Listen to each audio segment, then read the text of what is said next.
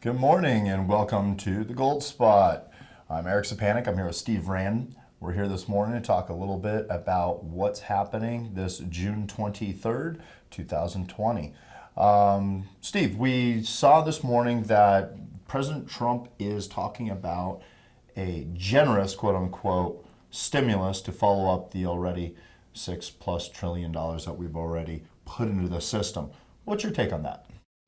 Well, I know that they're doing what they can to try and get things going back economically, but the ramifications of this are just, they're something we can't even quantify yet. We've got to look and see how much money's already been created, the amount of impact that's going to have on the economy from a standpoint of what the value of the dollar is, what it's going to buy you down the road, and what it really means. Where are they going? Some of the things that have been proposed are, relieving college debt.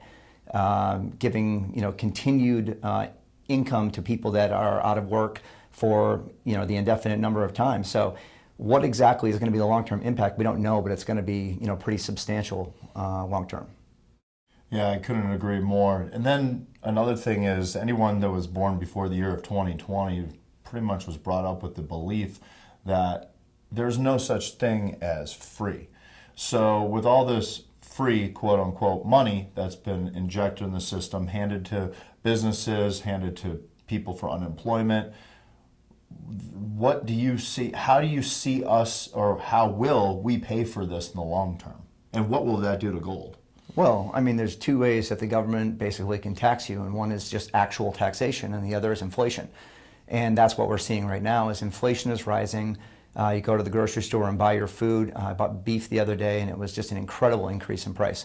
But what really the impact is, especially with gold, is that we've seen gold prices from March 27th, when the first stimulus was announced. The price of gold has gone up 8%. We're approaching $1,800 an ounce right now, and $1,800 an ounce in gold is a major resistance point. If we get through that, then it looks like $2,000 an ounce is coming very soon. In fact, Citigroup said we could be at $2,000 an ounce by the end of the year.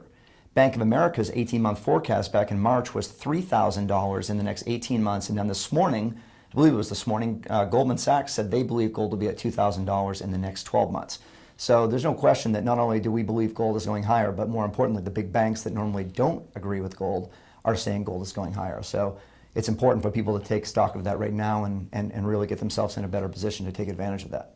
And I think another thing to add on to that very good point is that we've seen ourselves inject more money just in the last few months than we did during the entire financial crisis. And we saw gold hit over $1,900 an ounce. So now I think that 2,000 is it's a very realistic idea.